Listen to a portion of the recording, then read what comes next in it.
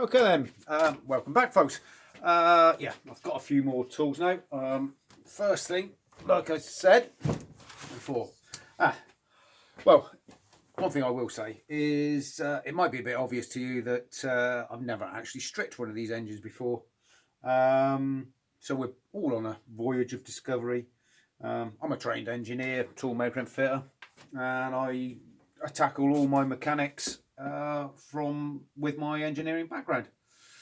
Anyway, enough about me. So we'll get back to the engine.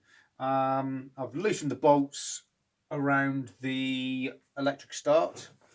It has to come off in one unit with this fitting, this cover as well.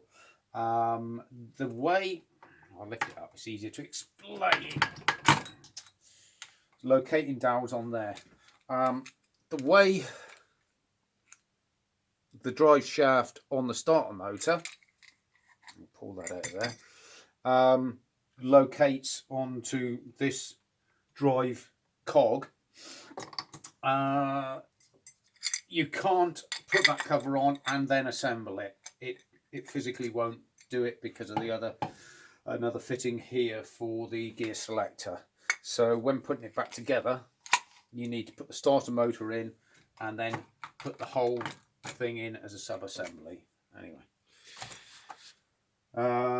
right, need to get the engine up to TDC, so I'm going to take the spark plug out.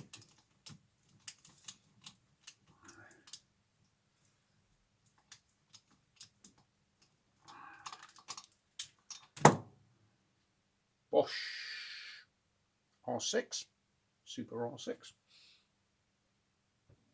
It's a twin filament plug, but it looks like it's been running a bit rich. We'll look into that when we reassemble the bike. It's got a power commander on the bike, so maybe that isn't set up properly. So now we'll crank it over. I can see that's the inlet valve. That's probably the inlet valve was just moving. There's the exhaust. We'll go round again. That's exhausting. There we go. Inlet valve moving again. So if we come up to 2DC, I use part of my socket set, a breaker bar, nice flat end to it. You can use that as a depth gauge to see where the piston is on the stroke. So we'll bring that back up to TDC. There we go, that's release the pressure, and that comes up. If I turn like that, oh, there we go, that's the highest point. I don't know whether you can see that, but you can just about make out the, there we go, TDC is there. Now, these tappets are still under a little bit of pressure.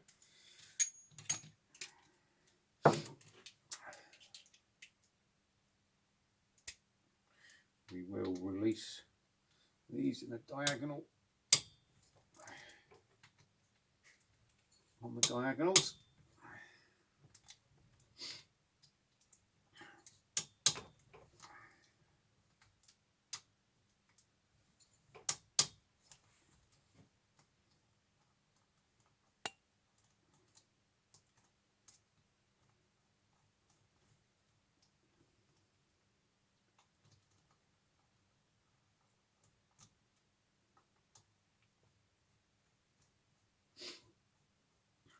Okay. It's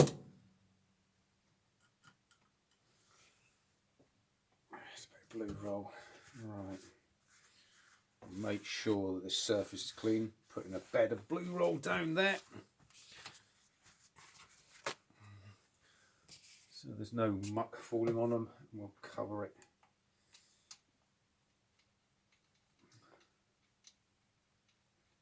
Right.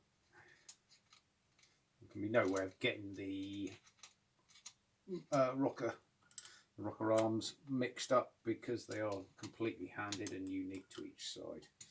So we'll just release all those Allen bolts, lift the rocker up.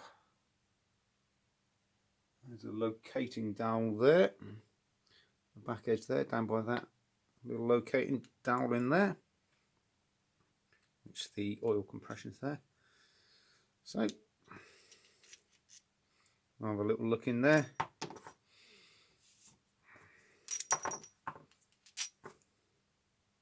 All the bearing surface inside looks fine, and there's no score marks on the rocker arm.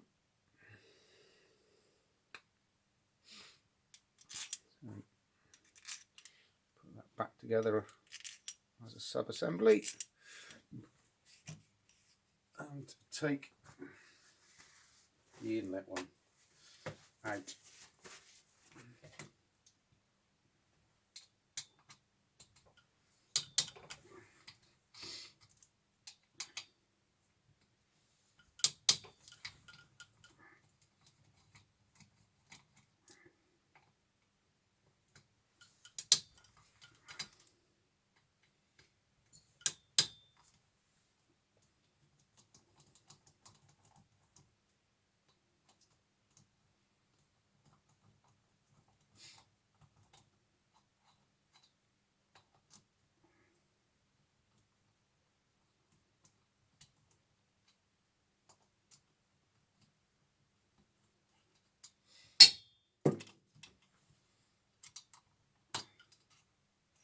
Make sure all the Allen keys are loose.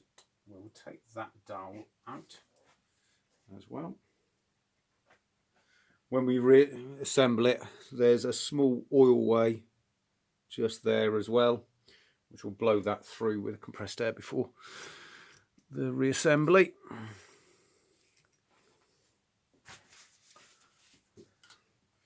Now, push rods just lift up. There's your push rod. It's got a ball end on that end and a cup on that end. So that was the exhaust, and there we have inlet. Okay, so we can now see, if I turn it toward the light, it looks like 6 12 millimeter headed nuts holding the head on, which are quite deep down there. So I'm going to go and get a socket.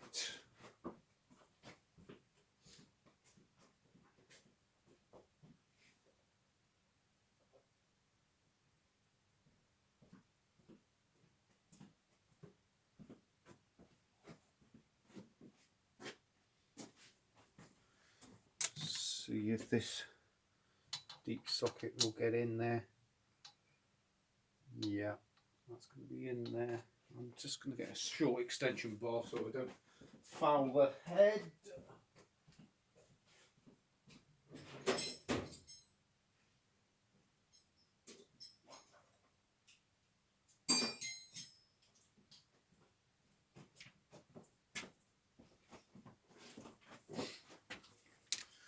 When doing a disassembly any time like this, then always do release the bolts in a diagonal fashion.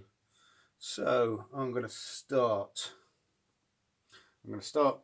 at the rear near side.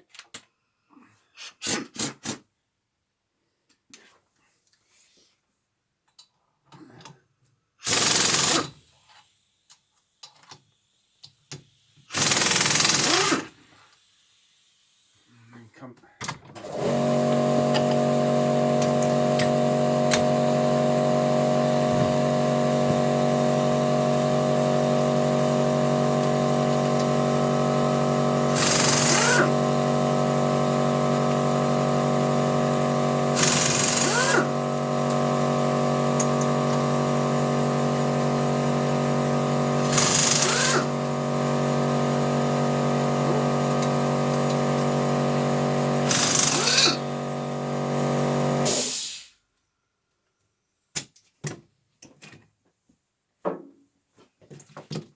Okay, that's all of them.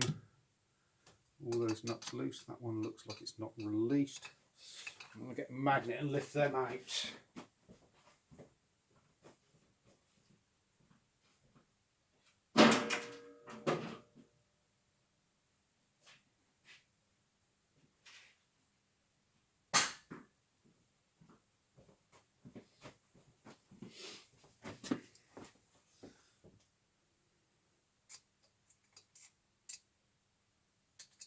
Alright, there's 1, 2, 3. Yeah, that one fell out and dropped down there. Dropped down on this one.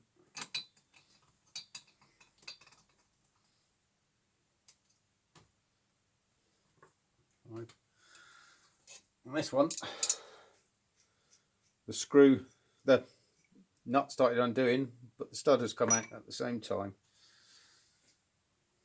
So I'm going to check around the head for any other. Oh, I can feel it's already loose. Look at that, it's just lifting off anyway. So there it is. Yeah, looks like it's been running a little bit rich. I'll see how that one cleans up in the future. We'll do that, but we'll carry on disassembling first. Just like there's location dowels on that. Put those two, that head there.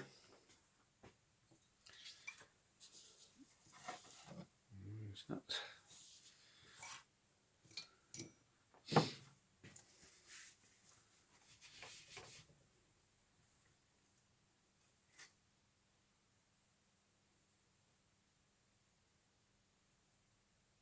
Okay.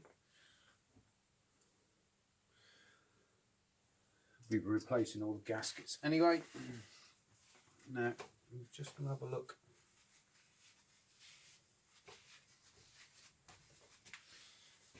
Around if there's any other bolts. Can't see another bolt holding the barrel on. What I might do first, we'll leave the barrel on for the minute, just because there's no point in disturbing it whilst we're working on the rest of the engine. We'll get the flywheel off. So I think 19mm nut. That comes off. Put that down there. Then you get the puller. It's not a left-hand thread. Those pullers have a left-hand thread, but this one doesn't. Make sure that's as on and located as possible. Might go on a bit further. Yeah, it was actually down. I'll tell you what I didn't check.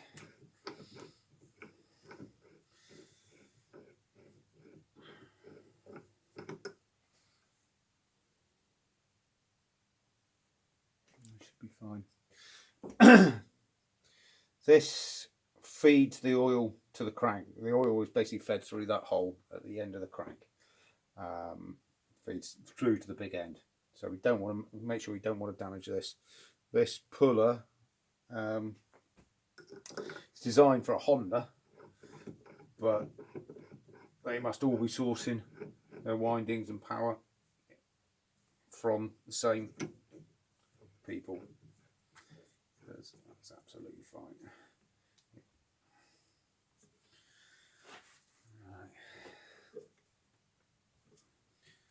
A little bit of pressure on there.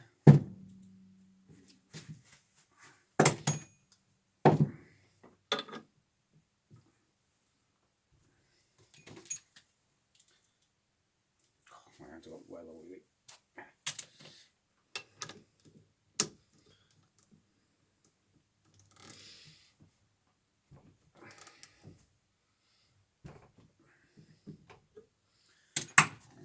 see if it releases by just tapping.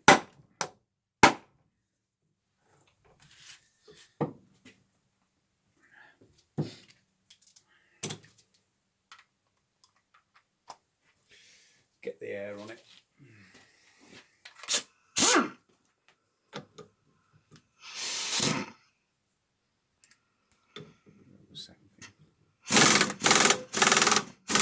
There we go.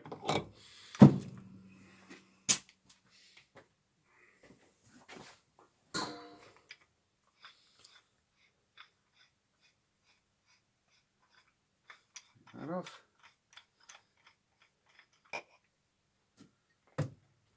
We'll stick that over there by the fly. Alternator windings. A little bit of oil dribbling out of the engine.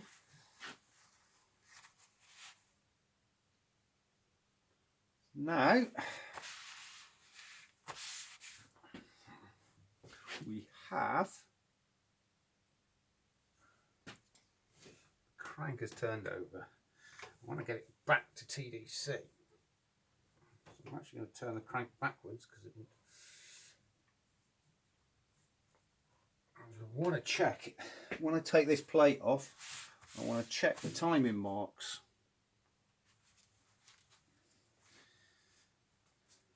Because that's one thing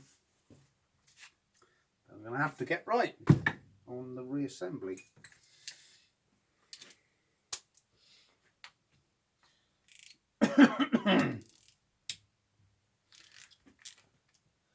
I'll take this little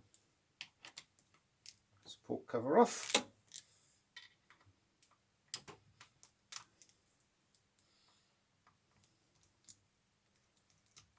And we'll see what we can see in the way of timing marks.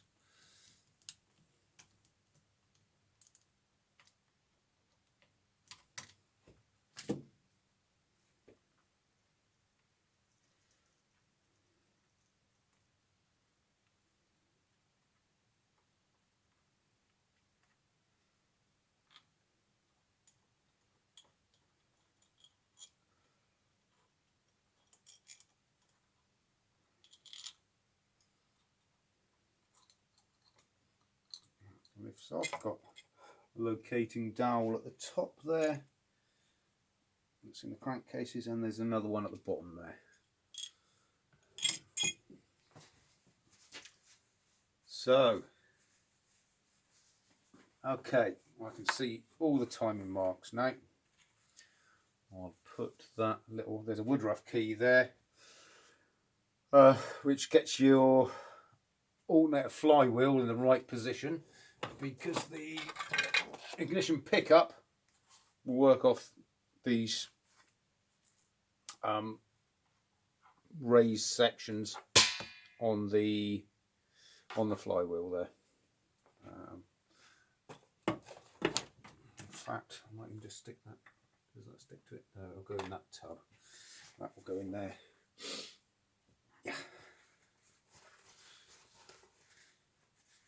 So the flywheel, the timing marks look very simple to read, to work out. I'll go right in here. Whether you can see it from now, I'll come over this side. It's getting a bit of light. Right, basically on the crank there is a timing mark pin there. You can see it just down from the Woodruff key. Then that aligns to a mark on the exhaust cam. A little cam lifter on there. Yeah, little hydraulic lifter. And then you have two marks on those two cams there. Very simple, very easy to work out and reassemble. So let's have a look. How easy are they? Oh yeah, that just literally slides off.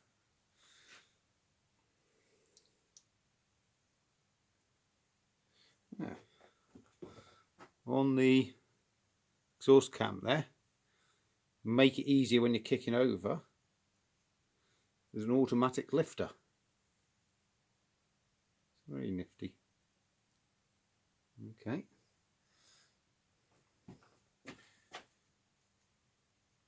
And there we go.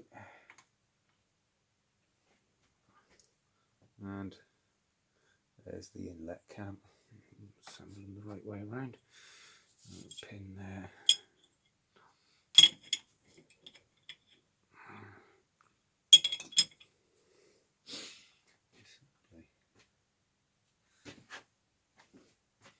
Hydraulic lifters, as I said.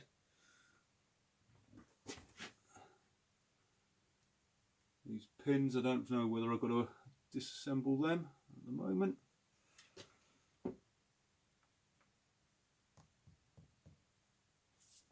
Not sure whether I've got a socket big enough for that one. Anyway, let's lift the barrel.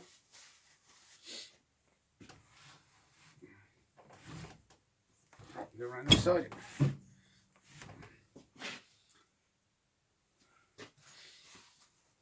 I'll give the barrel a little tap with the rawhide mallet. There we go.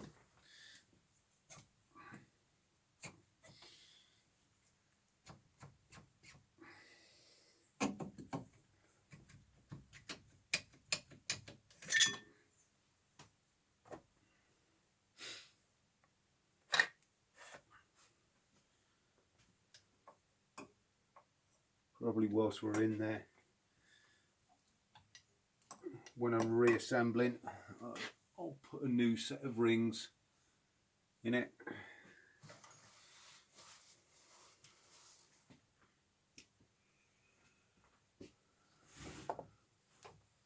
Right, looks like that.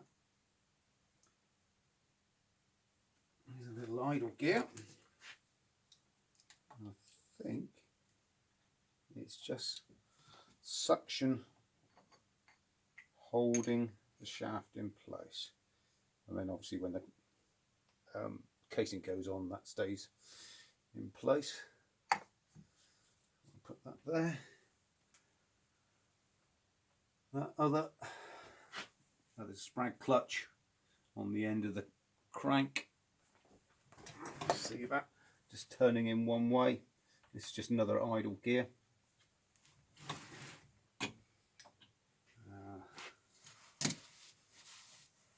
Need an actual set of circlip pliers.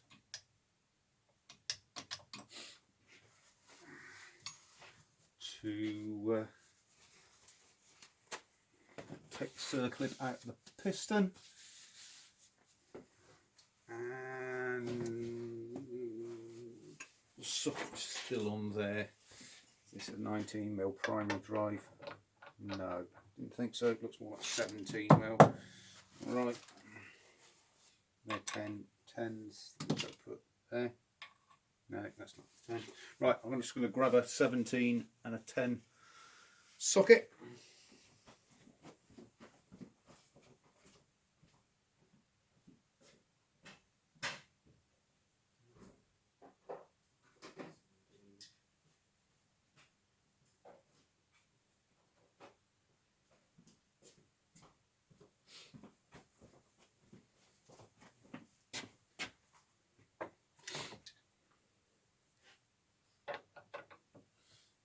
Okay. Right.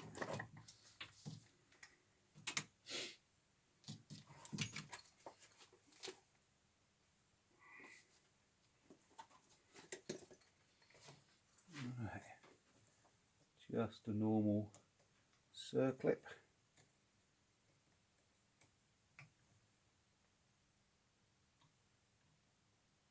There we go. Standard circlip as the gudgeon pin circlip. Let's see if, oh look at that, like low mileage engines, they do come apart a lot easier. Ah, right, I've just noticed something. That could be why Oh, that's a bit weird. Oh, is there a pin there? Basically, I've just noticed, whether you can see it here, the rings, the gaps are almost all in line. That could be why, well, that's probably why it's running rich and burning a bit of oil. When you're putting piston rings on, if you've got 3 piston rings, they should be at 33 degrees to each other. That's why it's been running rich and running oily. We'll put a new set of, looking at that, the barrel's still got honing marks. It's done that little, this engine's done that little, so I probably won't replace. No, I will. This the bike that this engine came out of was a specialist built bike by a guy called Tommy Ridley. He used to build bikes for the race circuit, and this is it's like a copy of a Matisse, Rickman Matisse. I'll do a future video on the complete bike, but this was a bike that he was hoping to start producing.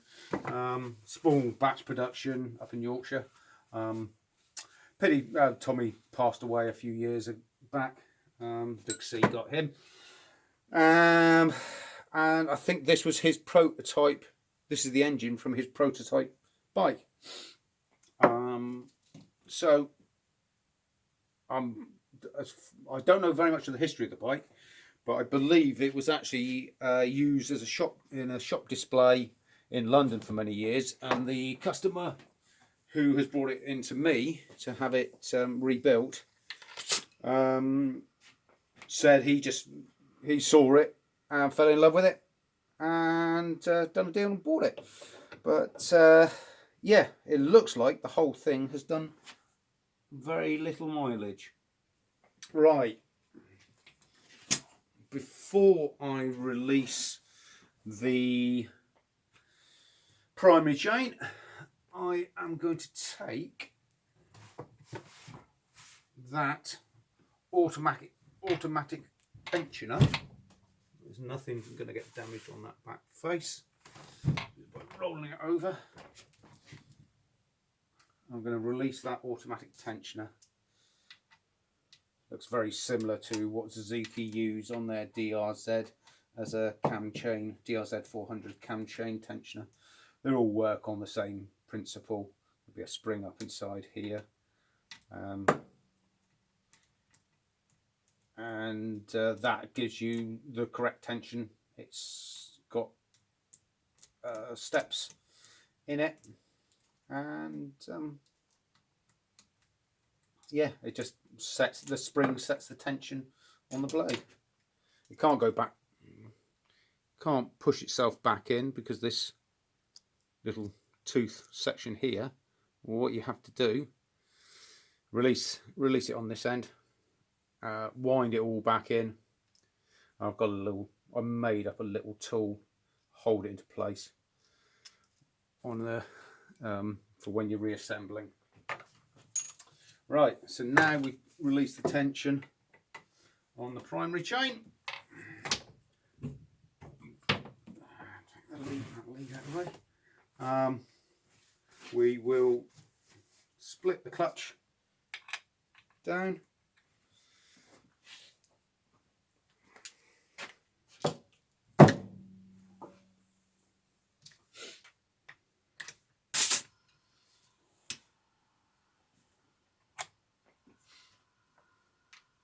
It looks like this works in the same way as a Honda clutch,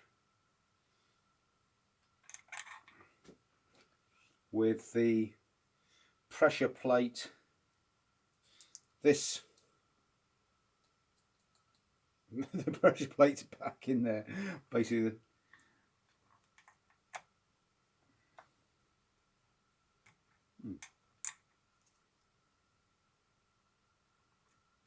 Anyway, we'll pull that apart.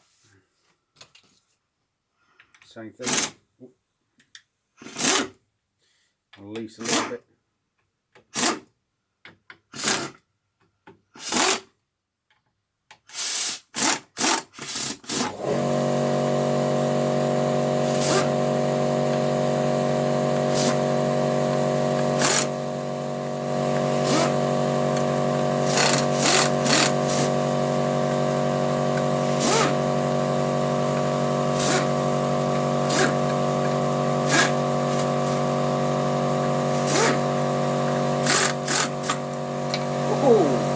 That's under quite a lot of tension. That's going to be interesting when we got to reassemble it. Okay. Maybe when I assemble that back up,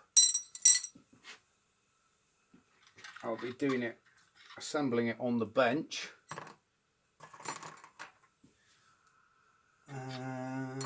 Is that 22? Assembling on the bench, and it will probably go all on as one complete unit. I'm gonna put it to your socket.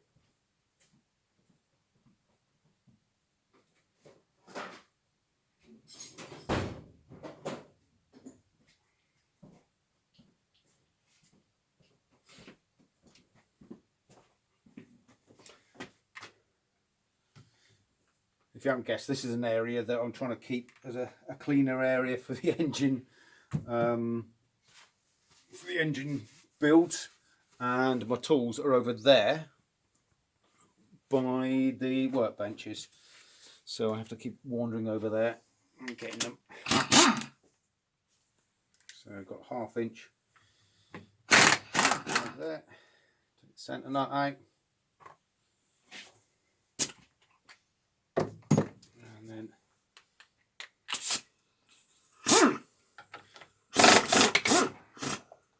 17mm on there.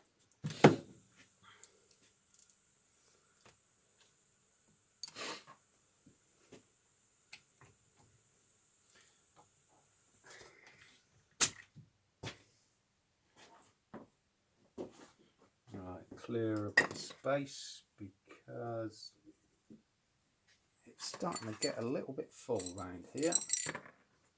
Assemblies, sub-assemblies.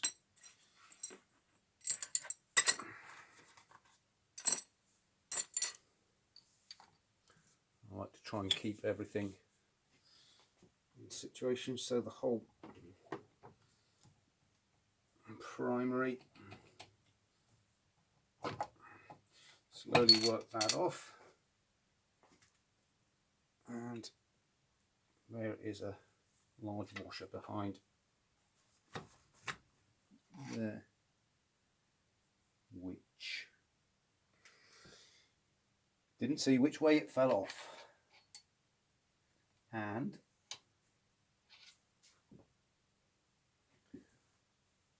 I would expect it. It's got 2 different sizes of shoulders, about the same height.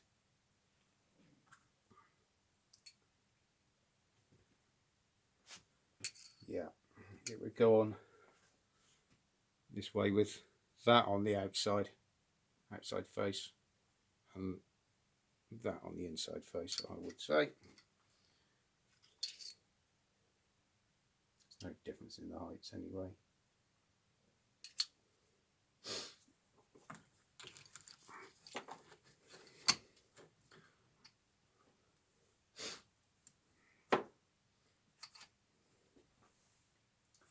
Okay, so we need to get in there, get that other idle gear out. I'm going to have to watch the video when I come to assemble it. It's going to be a case of watching the video and working out the job in reverse. Circlip pliers.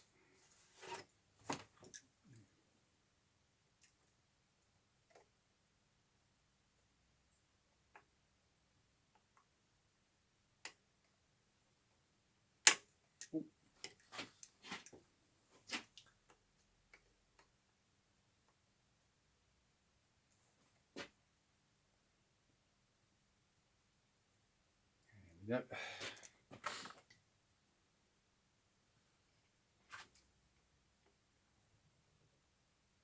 we go. Yeah. Okay. So, I'll see that. Right, that's on a little shaft, which obviously the shaft has got to come out first, and I would say it's got a 5mm thread in the middle.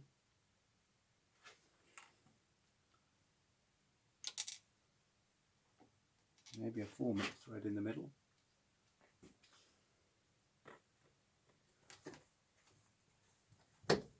Or what have I done with the magnet? There's the magnet.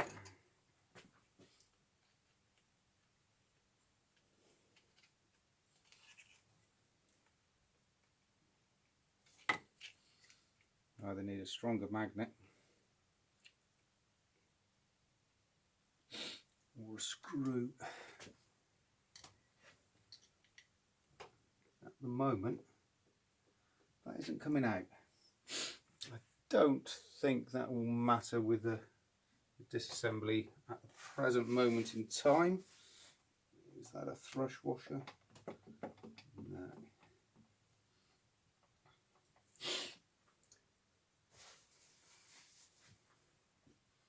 Okay, well, what I'm going to do is I'm going to finish this video at this point, because before I split the cases, I'm going to want to talk to the guys down at Hitchcock's, the Enfield specialists, and just check with them the procedure, because I don't want to split the crankcases and then find that all the gears just fall on the floor.